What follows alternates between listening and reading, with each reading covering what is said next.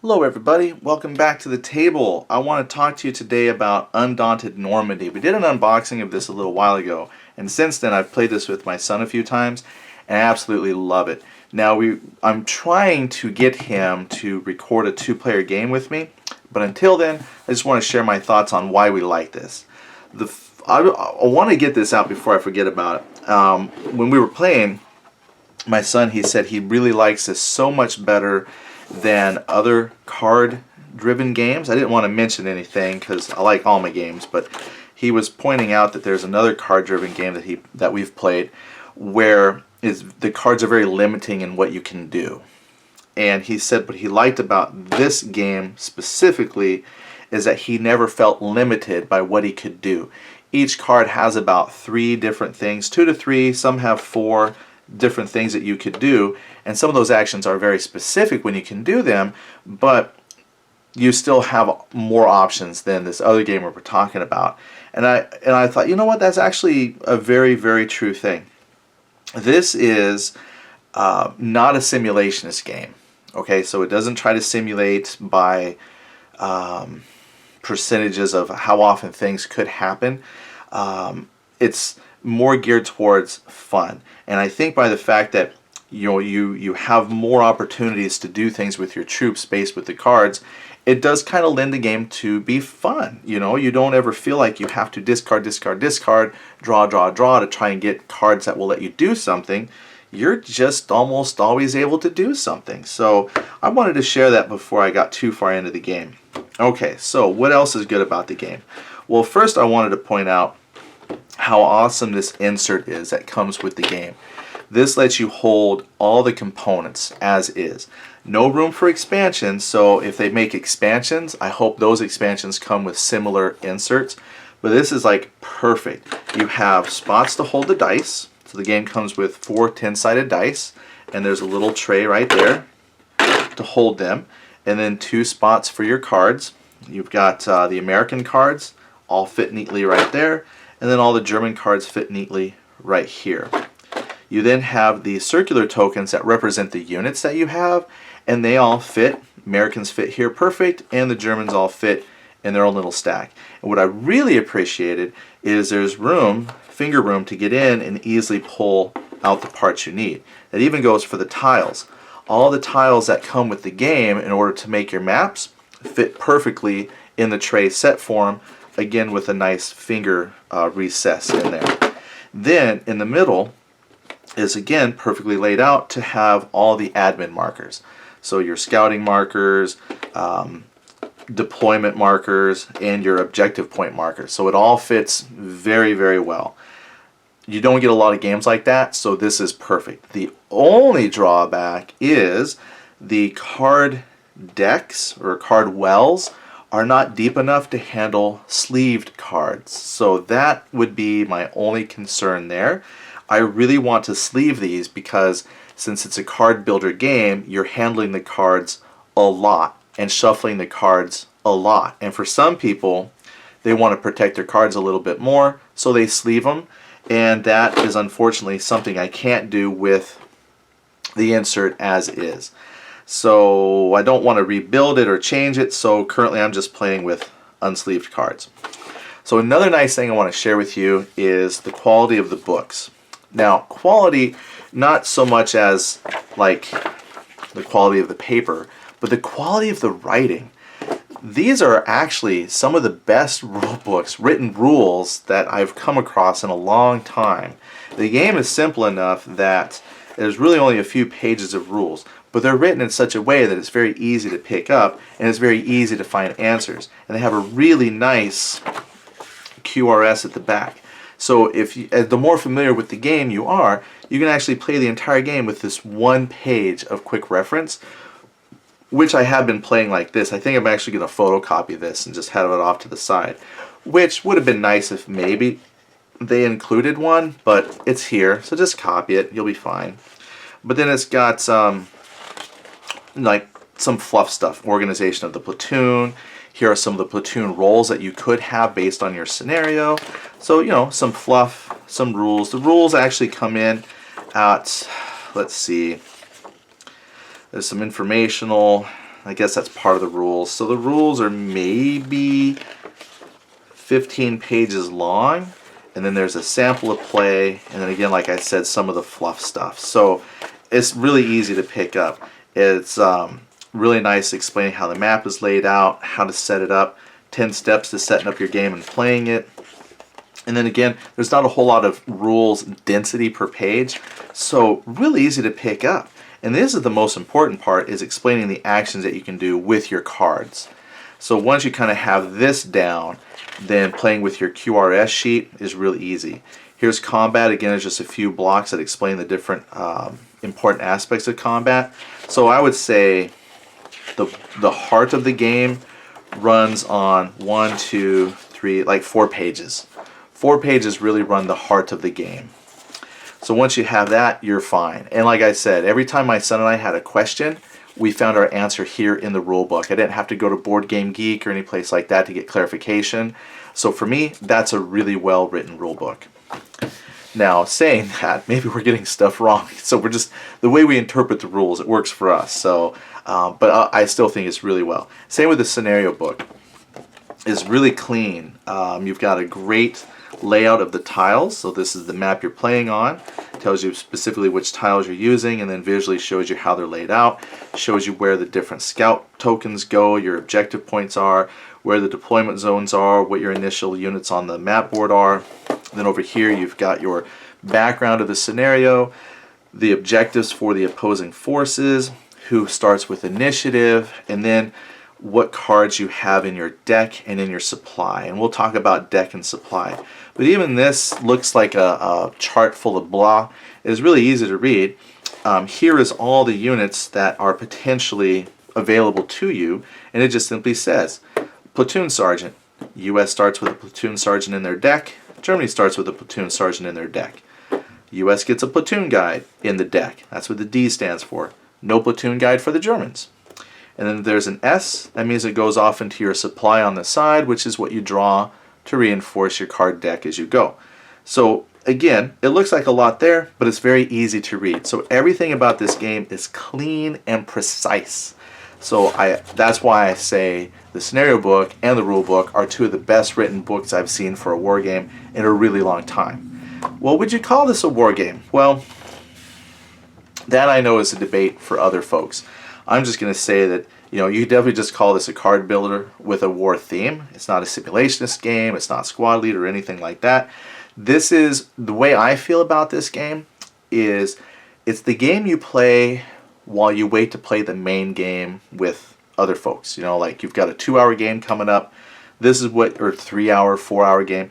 This is what you play while you wait for everyone to arrive. Or this is what you play near the end of the evening when you don't have a lot of time to play another full game of what you were playing, but you want to play something else. This kind of fits that niche really, really well. Let's talk a little bit about some of the mechanics. Now this is the part where I'm just going to lay out a few pieces to kind of demonstrate some stuff. So, you know, please forgive me if it's just kind of grabbing things at random. I didn't like prepare a scenario. But usually with your scenario, right, it tells you which map tiles you're laid out, and then it will tell you that maybe this map tile is worth 3 objective points. And what I mean by it will tell you, I'm talking about here in your scenario layout, the map tells you what pieces go where on your map tiles according to the layout. So then it might say that a particular map tile starts in possession of the Germans, and maybe another map tile starts as scouted for the Americans. And possibly one of those map tiles is a deployment zone, and any type of unit, all units could deploy there. Or maybe only it says a circled A there, so maybe only Alpha Squad units could deploy there. And maybe only German mortar units could deploy there, right? So you got a little bit of informational markers to put down, and then you have your units assigned, and these represent, there's like, I think there's an Alpha, Bravo, Charlie squads, so you have units that fit to those squads. You have scouts and you have riflemen. There's also some machine gunners and platoon guides that you might have, and then some mortars. So there's a few support items you could get, but most of the time you're playing with scouts and riflemen.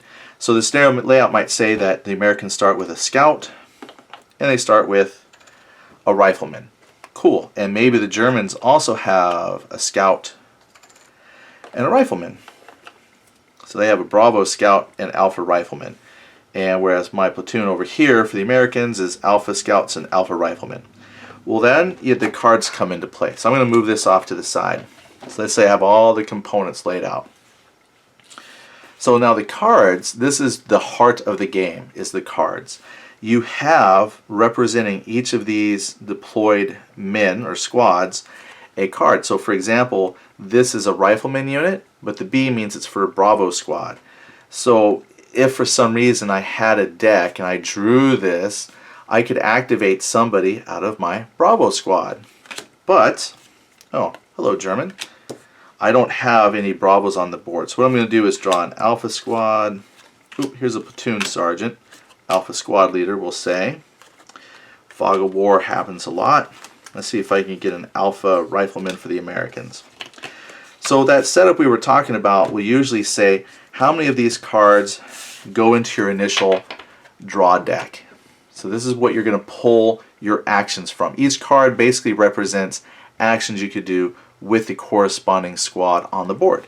Then you have what's called the supply, which are the reinforcements. So the scenario might say you're going to have one scout in supply, and maybe you're going to have, let's see if I can find an Alpha rifleman. You might have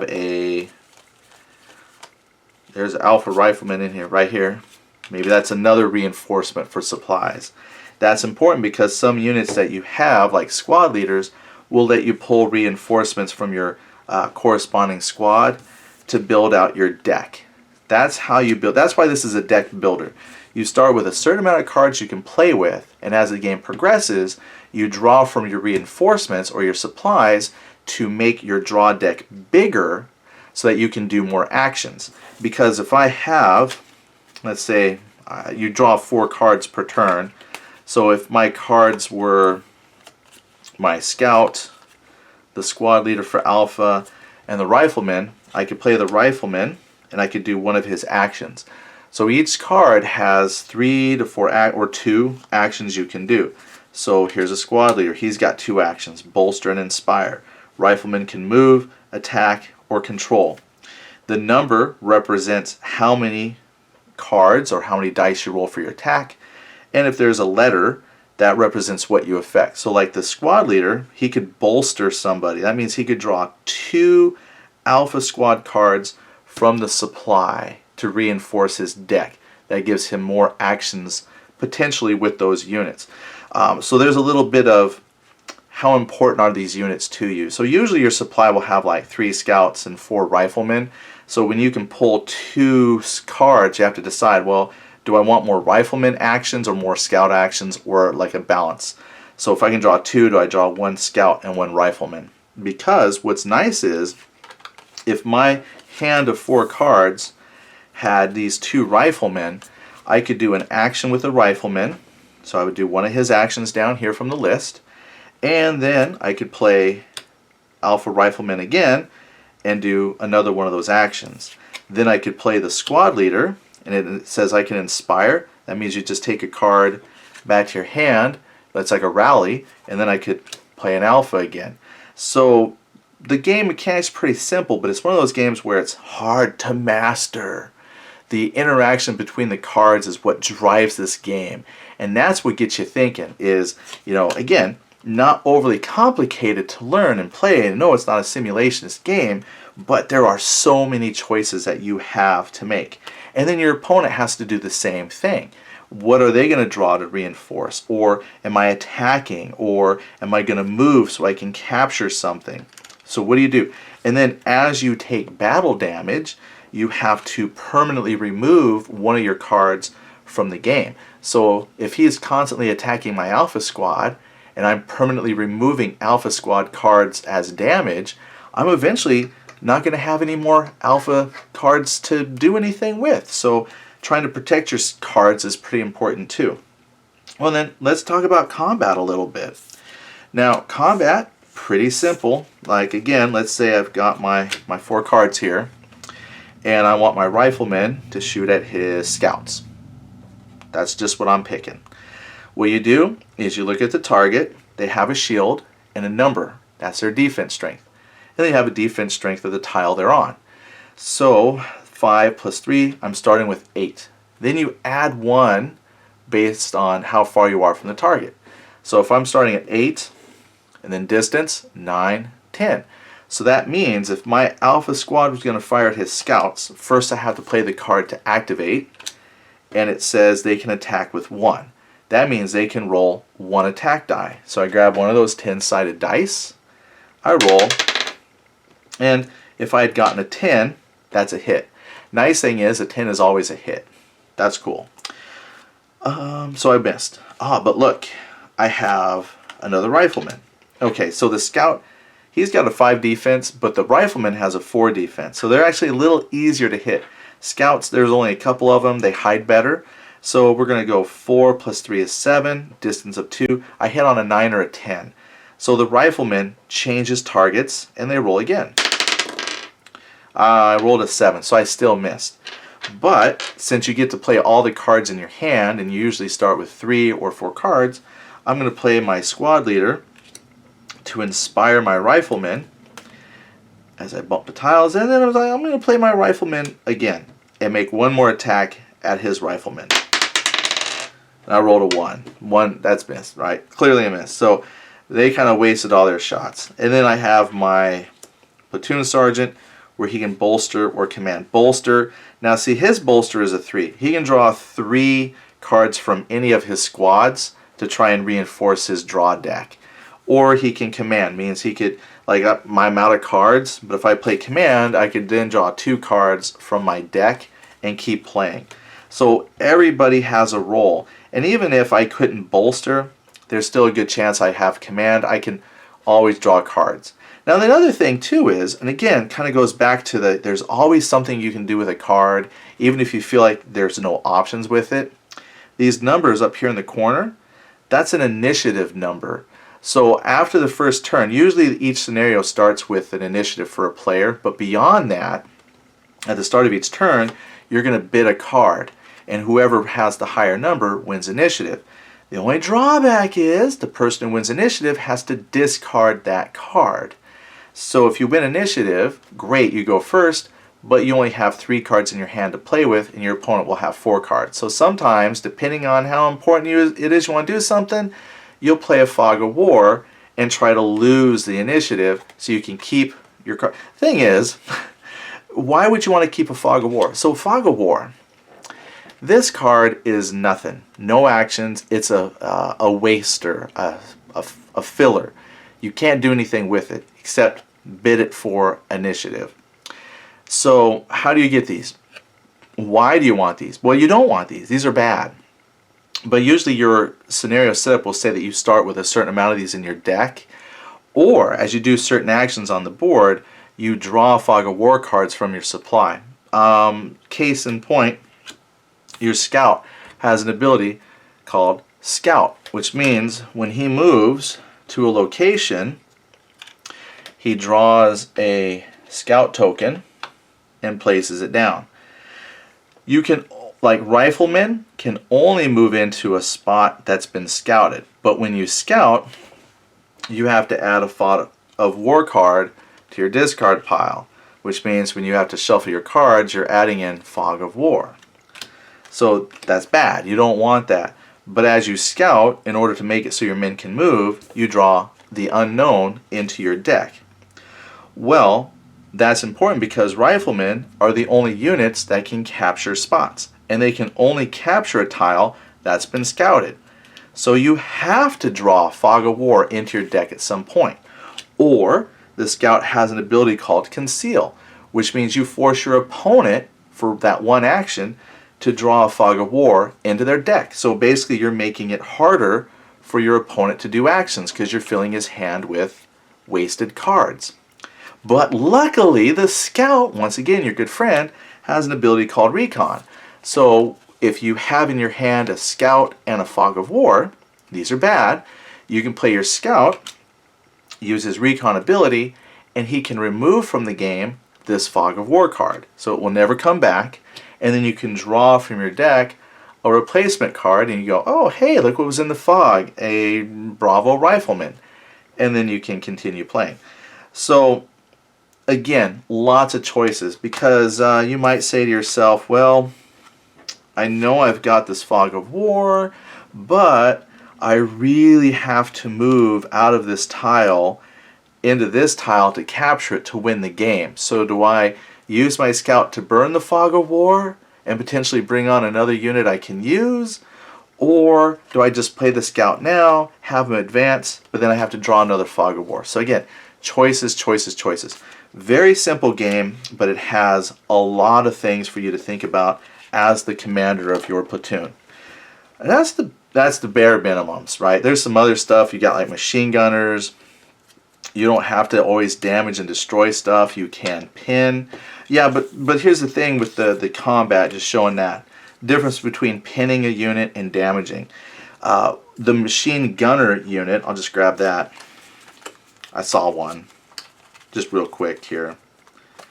You got mortar, snipers. Here's a machine gunner. So machine gunner, he has suppression, and it's got 4 dice. What that means is when he wants to try and suppress a unit, he gets to roll 4 dice. And if one of those numbers hits, the unit is flipped over to the suppress side, which means your opponent would have to play a card, and he couldn't do an action with the unit, but that card that he plays would then rally them and flip them back. So it's kind of a wasted action. So suppression really isn't that bad. That's a pretty good mechanic. It's causing your opponent to burn cards where he would normally be attacking with the rifleman or moving them or capturing stuff. He now has to unpin them. That's not bad. So I'd roll my 4 dice. Well, let's see here. Or versus attack. Attack means, again, when you hit, you have to discard. Say if I hit the rifleman, I have to discard a rifleman card from the game, which means I can't use them as often. So that's how you do damage, is you just eventually whittle away all the cards that you have for the rifleman, and if you get rid of all the rifleman A cards, he comes off the board and he's gone. So your machine gunner, you have options. Do I try and kill off the rifleman or just pin him to make it harder for him to be used anyway? You know, strategy. Let's say I had a gunner here. Let's say I did. Let me grab a gunner. And just for sake of time, that would probably be the last thing we look at. So here we go. Gunners. Got me with some machine gunners there. Got their 30 cal or 50 cal Ma Deuce or something out there. And this is a card in my hand. I went first, so I only had 3 cards. So I say, okay, my machine gunner. Yes, it's an A gunner. Technically, to activate that, I would need one that's A, but just for demonstration purposes, I didn't want to dig through everything. So we'll just pretend this is an A. And I say, I'm going to suppress this scout. I'm going for the scout because the scout is needed to investigate a spot prior to capturing. So I want to prevent him from moving in here to clear a path for the rifleman to move up. So my gunner is going to roll 4 dice for suppression. So remember, we have 5 and 3 is 8, distance of 2. You don't count the tile that your firing unit is in, you just count the tiles in between. So we start with 8, and then it's 9, 10. So 4 dice to roll a 10, pretty good. So the machine gunner just opens up. And no. Alright, so the machine gunner, yeah, you know, it was a 10. Pretty low chance to hit, but the rifleman, in comparison, only gets to roll 1 die. But let's say we want to try and do damage. So I say to myself, well, you know what, instead of trying to suppress the scout, let's try and take his rifleman out. So again, I take my 4 and my 3 is 7, distance of 2. I'm hitting on 9s, but the machine gunner rolls 2 dice for damage. So still, really poor odds, but slightly better. I got a 9. So then what I would have to do is my opponent would have to look in his hand and see if he had a rifleman card and then discard that. And I tell you what, that's very frustrating when you have in your hand a unit that just took damage, you gotta pull it out, because now it's like, well, now I can't act with that unit. So yeah, losing cards really limits your ability to fight. And see, here's why the Fog of War is tough. Let's say I drew and I had in my hand 2 Fog of War cards that I can't do anything with, and a scout and a rifleman. Okay, cool. Well, I can still do an action with my rifleman, and I can do an action with my scout. That's something. But if he just damaged my rifleman A, oh, and there's my rifleman A, and I have to discard that from the game, I now only have 1 unit I can act with, the scout. And then I have to decide, well, do I go and scout and clear the way for my other rifleman, or do I use his action to get rid of one of these Fog of Wars because they fill my hand with nonsense? So again, it's just such an elegant, simple system, but gives you lots and lots of choices. So that's why I say that's why we like this game a lot. Again, this doesn't replace anything that I've got, lock and load, OST, or anything like that. But this is the game that we bring along and we play when there's not enough time to play another full game of something, but we got a little bit of time and we want to, move units around and have them shoot at each other. But there's other aspects of the game I didn't cover, but I want to leave it at that. That's kind of a high-level overview of some of the game mechanics. So what do you think? Do you play Undaunted? Have you enjoyed it? Do you have a different card-driven game that you enjoy playing? What do you think? Yeah, I think we'll kind of leave it at that. So again, I think just in summary, good, light game, fun to pass the time, lots of decisions, easy to learn, but definitely I don't think it was a waste of a purchase. All right, thanks a lot. Bye-bye.